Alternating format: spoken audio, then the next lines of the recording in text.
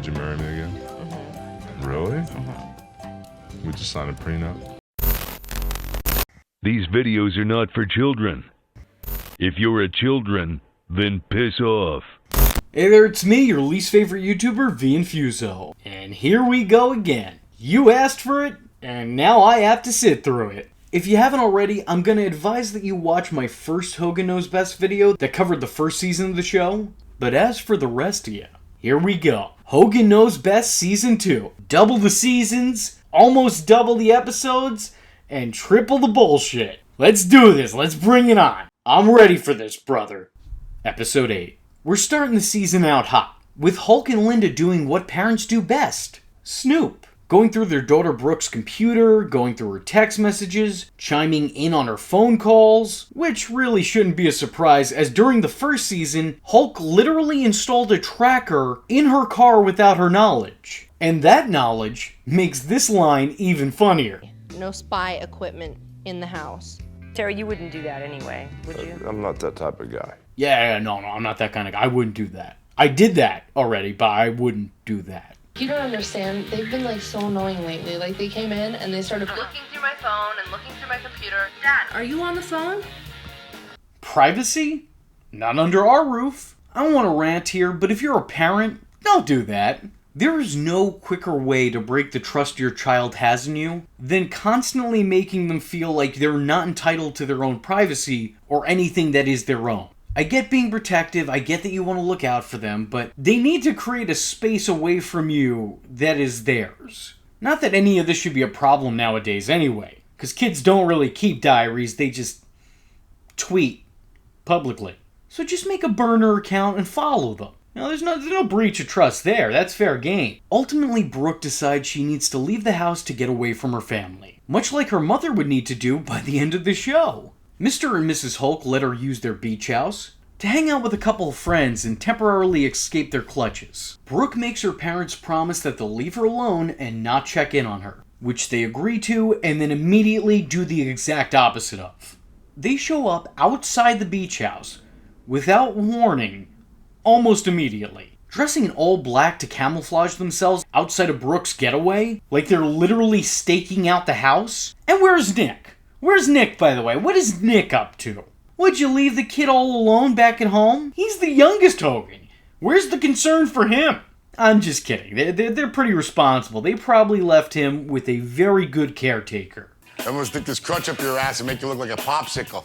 Linda does feel a little bit bad about this, but Hulk reassures her that they're doing the right thing with this little anecdote. If somebody in the hospital is dying of cancer, you don't tell them that they're dying of cancer. You lie to them and say, you know what?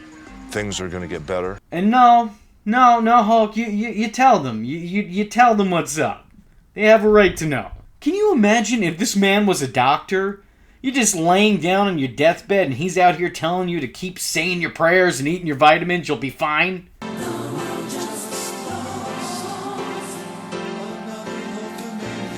Sorry, last time I checked, your name wasn't HHMD. Bad form, Hulk. Yeah, maybe you mean well, but not great. Not great, what you just said. After Linda asks the huckster to drive her home, Hulk decides to call his daughter and see what she's up to.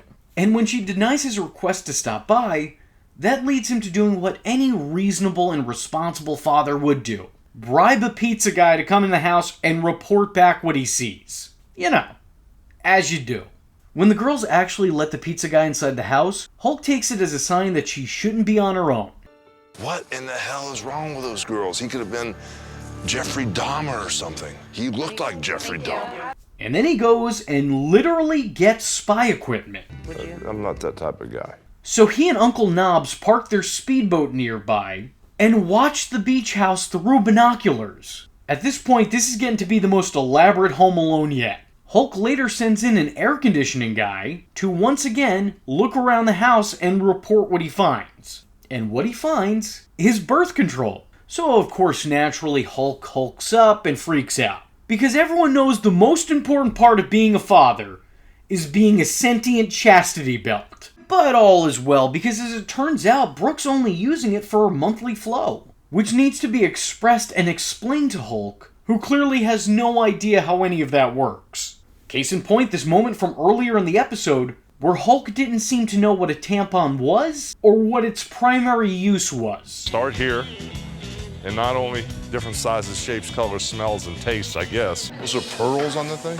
Is that like a sexual thing or something? Oh my god, Dad. Also, Brooke, all due respect, I understand your desire to go about your trip to the feminine hygiene aisle and be as discreet as possible, but you're walking down that aisle with the guy who walked down the aisle of WrestleMania 3 and a VH1 cameraman. If the goal was to not get noticed, I'm gonna say I think you're doing it wrong. The episode ends with Hulk apologizing for being so crazy and overbearing, and it seems like he's really learned his lesson. I'll try to do better. And he's gonna make changes to the way that he parents her and babies her, and they're gonna have a much stronger... I'm kidding, of course. Nothing changes. He's gonna continue to do the same shit just 2 episodes later. Episode 9.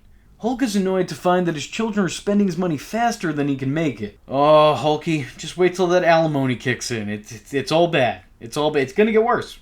Hulk is honestly understandably frustrated here. He has 2 children with very expensive passions. Like, the guy is essentially footing the bill for their hopes and dreams. Nick with his car obsession, and Brooke with her singing aspirations.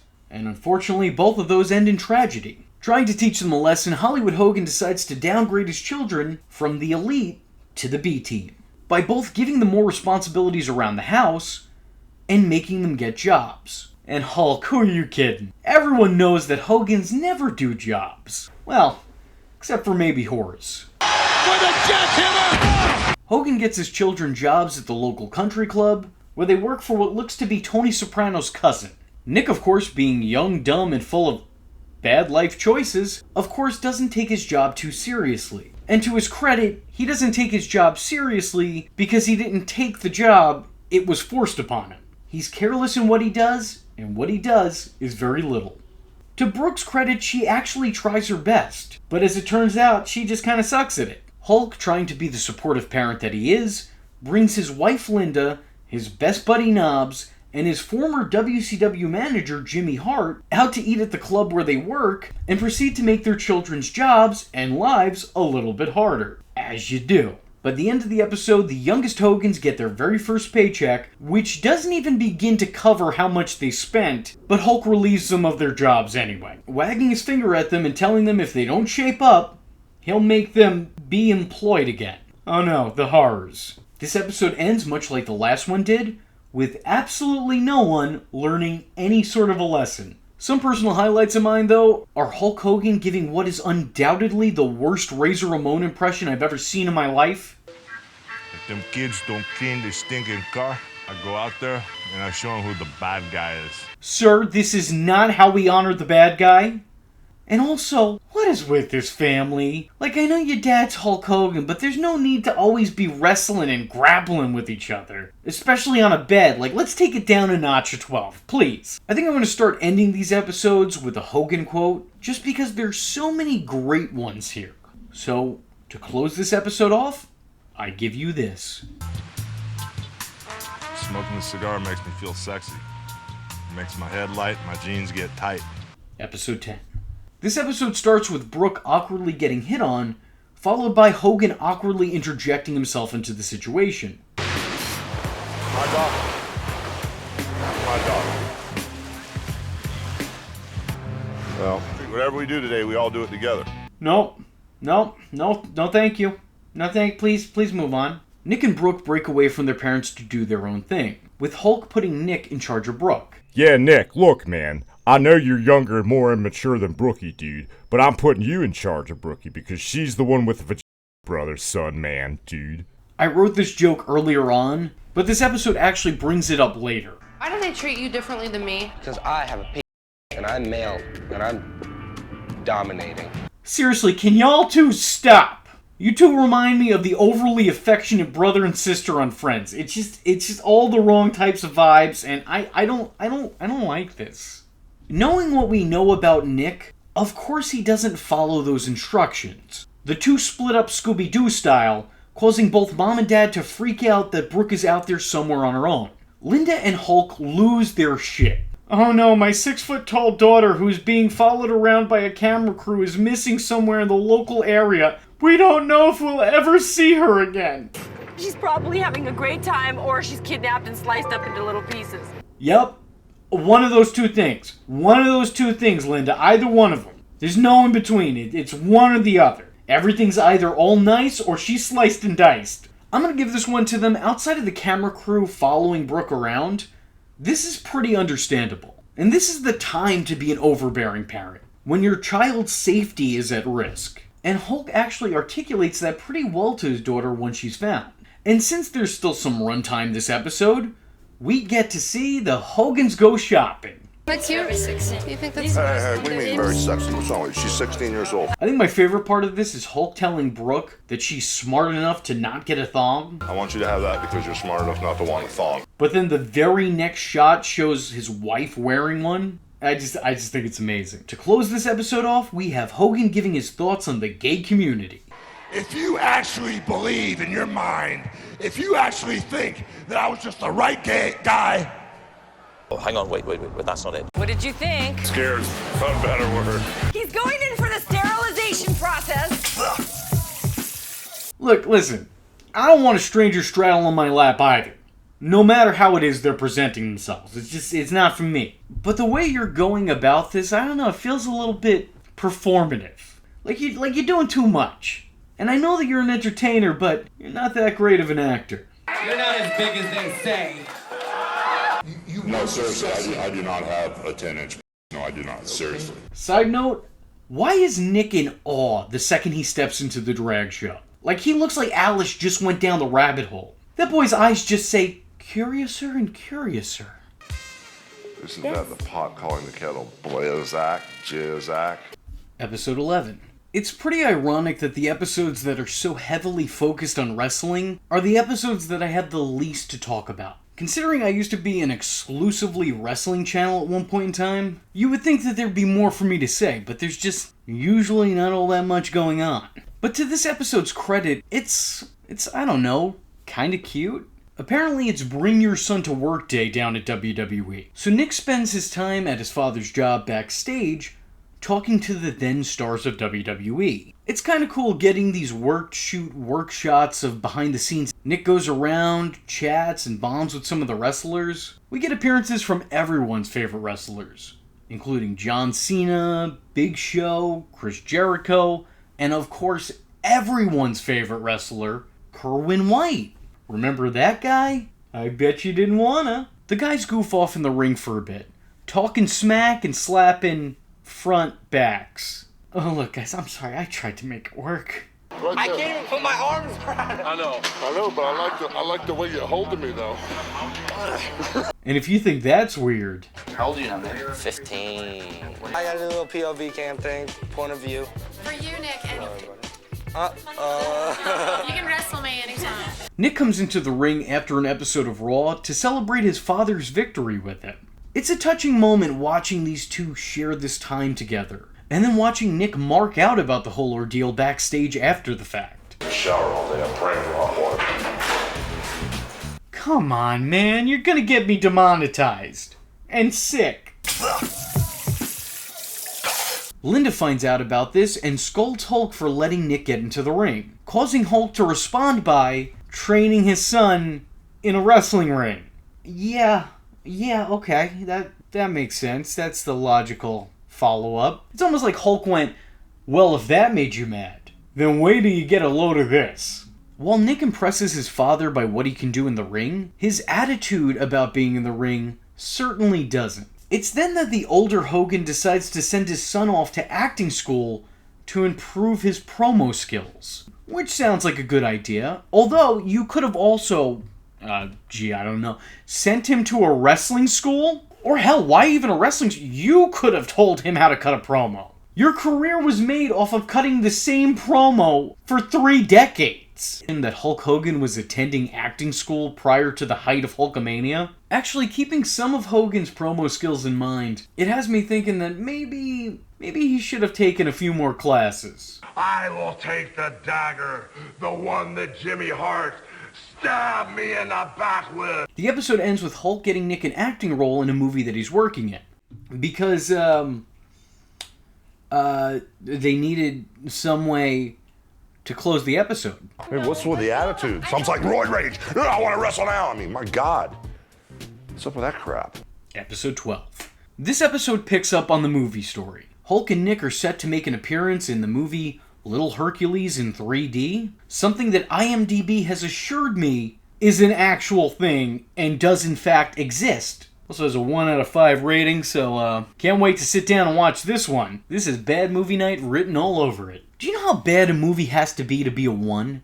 Like, that literally just means you succeeded at one thing, and that's actually making the movie. By definition, any movie is at least a 1. Being a 1 is like just saying that you exist. Like, it's just slightly better than a 0, but not by much. And also, watching the coming attractions of this movie, I might prefer it to just not exist.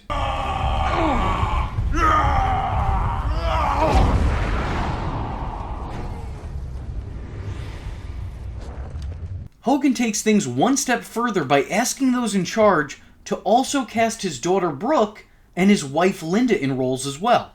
Because if there is one thing that Hogan does, he gets those closest to him a job. It's always nepotism with this guy.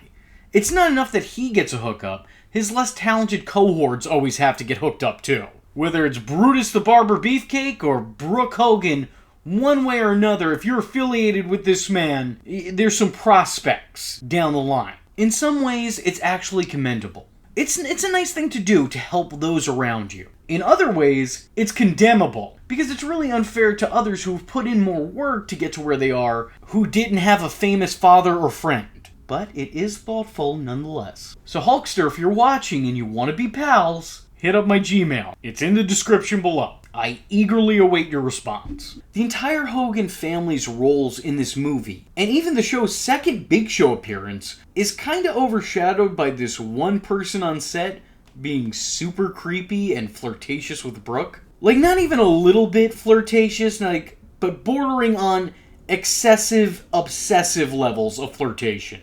It'd be creepy regardless because she's made it very apparent just how old she is. Almost 5'11". How old are you, 17? Yeah. Nice. Yeah. 17 years old. That's crazy. How old are you? 26. And this guy just did not care. Even going so far as to massage her? Like, why do that? Seriously, why is every dude in this show not on the main cast a potential predator? Like, where is Chris Hansen when you need him? Really, this is starting to concern me. Eventually, Hogan puts Creepy Tony in his place, with Thor's helmet acting as a dunce cap, and this fold-out director's chair acting as his timeout corner. Tula, eat something. Tula. You still talking to my daughter, brother?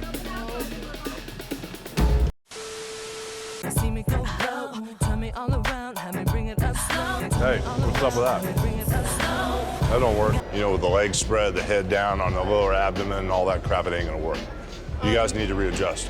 You can't stick your head down on somebody's crotch and shake your head around on their crotch. Now, Hulk, let's not act like you haven't done worse things on camera. But yeah, no, this guy does have a point. It was a little bit annoying to have my dad say it's too sexy. This is what performers do. Sex sells. Yeah, sure, Brooke, maybe it does, but not when you're 17. There's a time and a place, and this clearly is not the right time. And considering that this movie has a PG rating, it's not the right place either. It's all around wrong. Which also could be the subtitle for this season of the show. Hogan Knows Best Season 2. All around wrong. Just not good, bad. Side note, this family needs to take it into the ring and stop wrestling on beds. It's low-key, high-key alarming. Who's your daddy? Episode 13. Remember the last video I made on the show where I called it the most unfortunate reality TV show in hindsight? Well, I assure you, this season is still living up to that reputation. As the episode starts with the family watching Hulk and Linda's wedding tape. Our wedding. What? Our wedding. This thing probably doesn't even work. It's 22 years old. And he's not talking about the tape. There's my mom and my dad when my dad was still alive. Oh my God. Almost everybody's dead in this picture. There's Nene and Granddad. My dad, my granddad, our love, it's all dead. I want a prenup. We had no reason to have a prenup in those days. I bet you wish you did, though. I bet you wish you did. Preparing to celebrate their anniversary, Linda and Terry go out for dinner, where they discuss their lack of a life and Linda's desire for dance lessons. Hulk tells her he doesn't want to take dancing lessons because it's unmanly. And dude, that's a dumbass reason. Because it's unmanly? You're a man. By definition, how could you do anything that is unmanly? If you're worried about other people's ideas of what's manly and how you'll be judged for it, I'm gonna be real with you. That kind of sounds like the most unmanly shit I've ever heard in my life. But that's just me though. But that being said, I also wouldn't go for dance lessons. But that's because I don't want it and you can't make me. Hulk swallows his pride and goes dancing. And while you may think that a man whose career was based on choreography would take to dancing naturally, no, he doesn't. He sucks. Hulk is so bad that even his wife has to comment on it. And this man, who is so used to being cheered by millions and millions of people, and is so blatantly unfamiliar with criticism, that it overloads his system. Hulk decides to quit dancing while Linda continues. So in the meantime, Brooke convinces her father to take a dance class with her to surprise her mother. The dance instructor has Brooke pretend to be Linda in a scenario with Hulk, and please, for the love of God, no. This has been a great anniversary, hasn't it? Mm-hmm. And then drag her off by the hair if you want to at the end, but that... Stop it. Stop being creepy. Dad! What's oh my up? God! You look so hot! I needed to stop. I really needed to stop. This is no longer a joke, this is a demand. And it gets even more unfortunate because this is where the intro clip of this video came from. What would you put in your prenup? I don't know. There's no reason for a I prenup. know. If you divorce me, I'll kill you. It doesn't really matter. Oh, wow.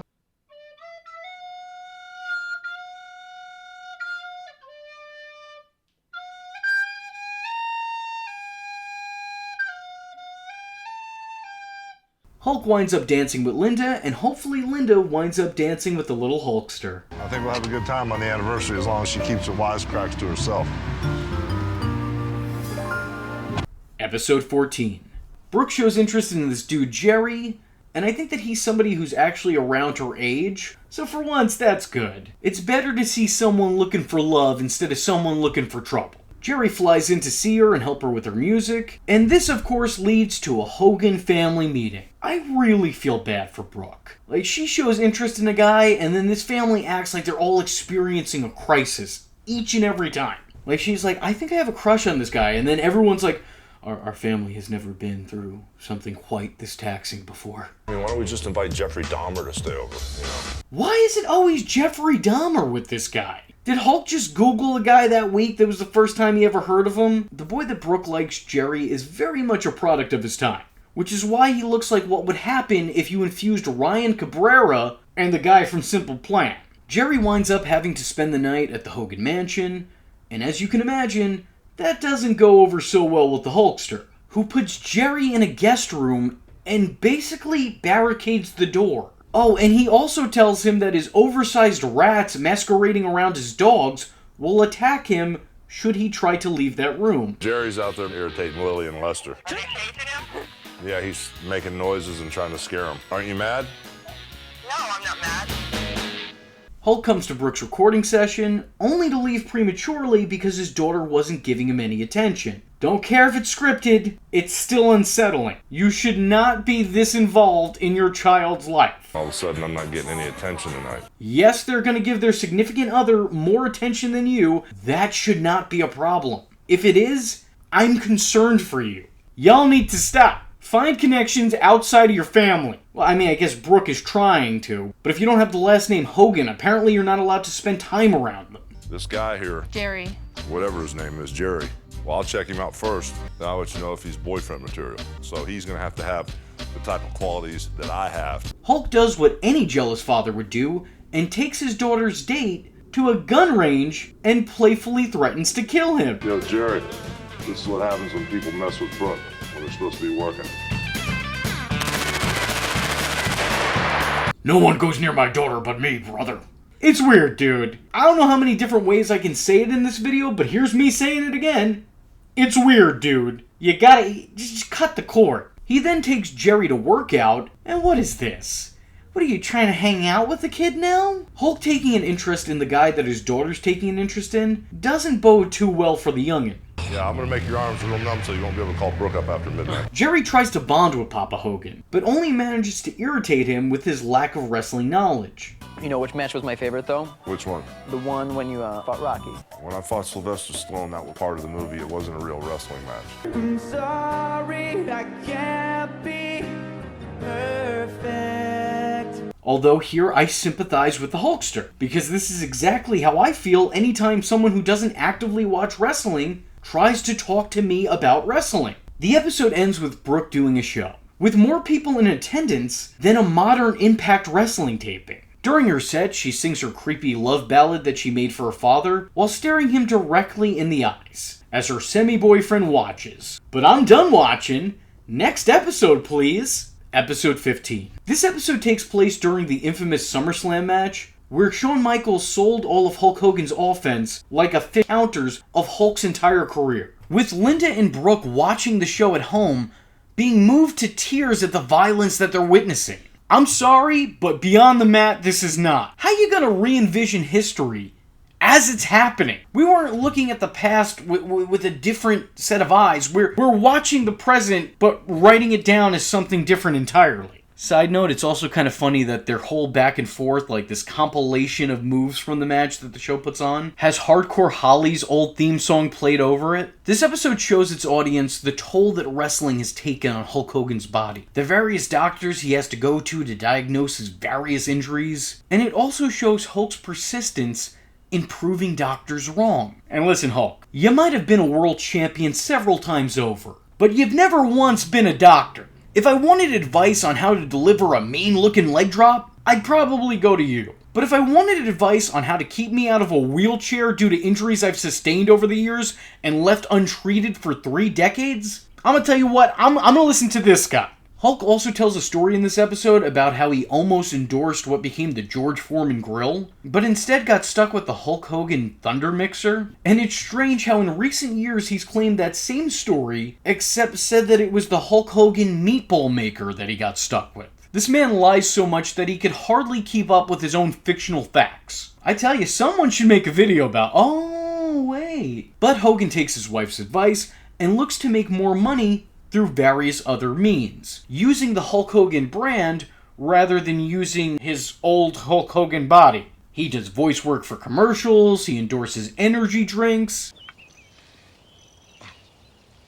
Make a note, Chaz. My picture on the can isn't big enough.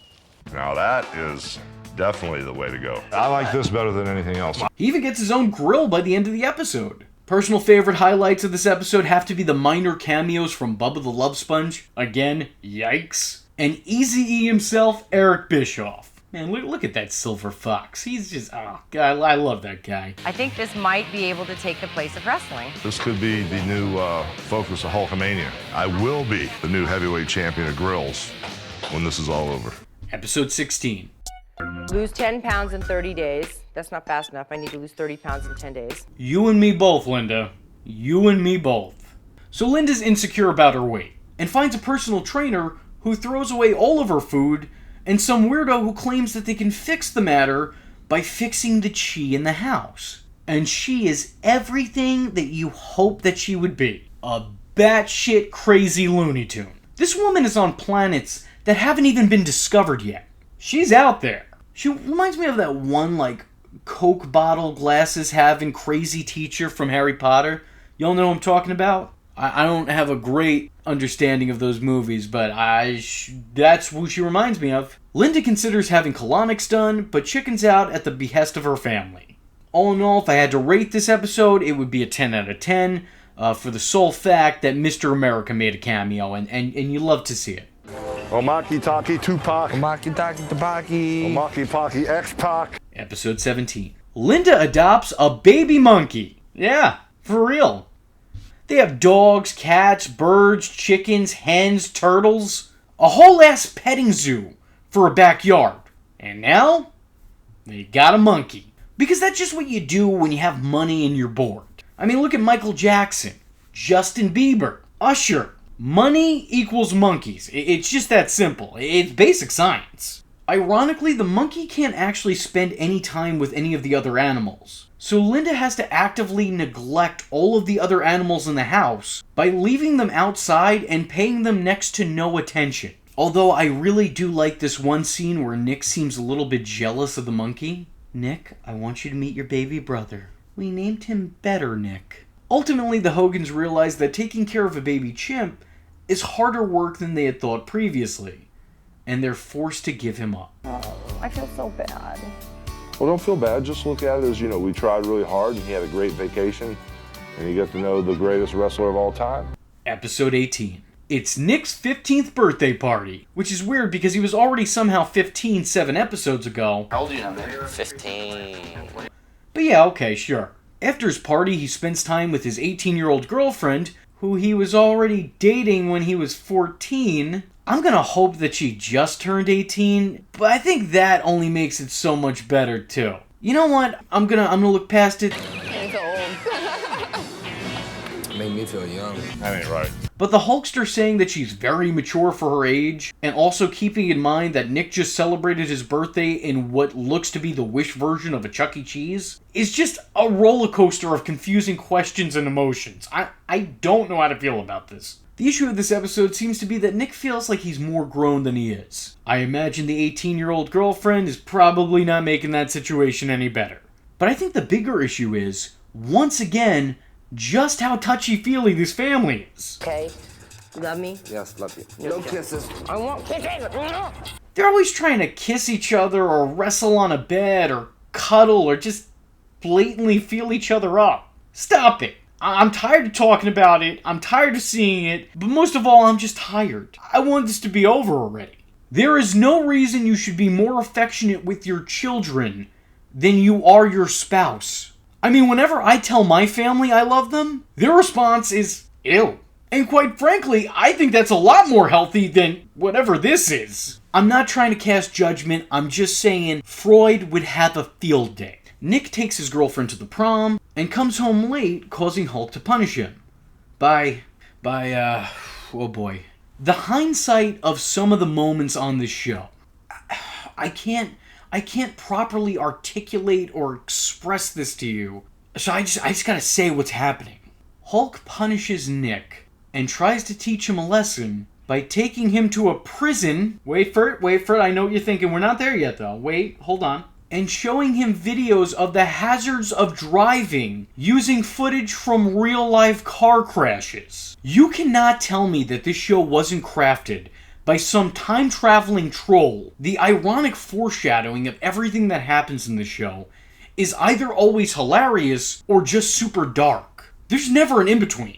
I'm not trying to make light of a serious event. I'm just merely pointing out that this is Nick Hogan practically looking into his future. I heard the kid's name in the video was Nick, and he kind of had the same attitude as me. Also, hey Hulk, after you've just given a speech on your son's careless driving, maybe your next action shouldn't be to drive around while holding a camcorder.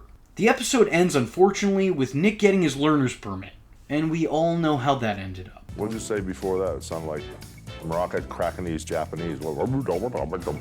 Episode 19. In this episode, Brooke finally gets signed by a record label, and now she's set to make a song with the Grills guy. No, not that guy, the other Grills guy. No, try again. There we go, that's the one. The episode ends with Brooke getting a new contract, and the Hogan family getting a new mansion. But the highlight of this episode has to be Hulk embarrassing Brooke via Sky Banner. You gotta hand it to him, he's really stepping his game up now. Episode 20.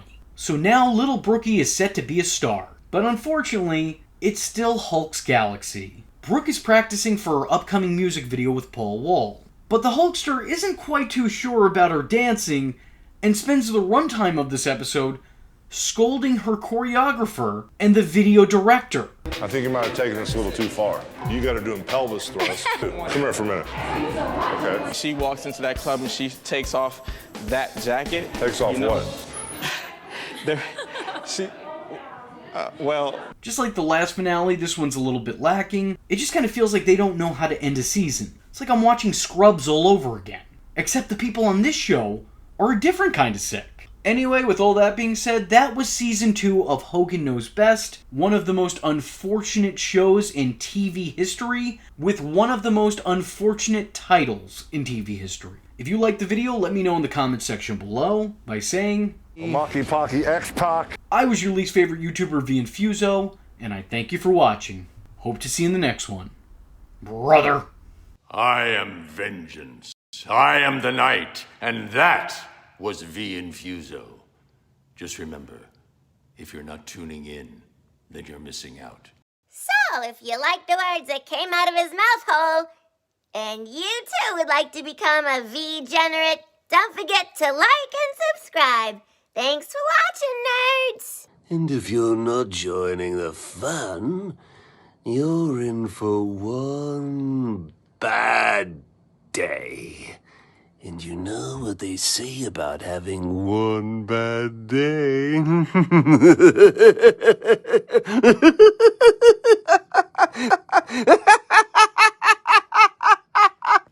Catch him next time. Same bat time, same bat channel.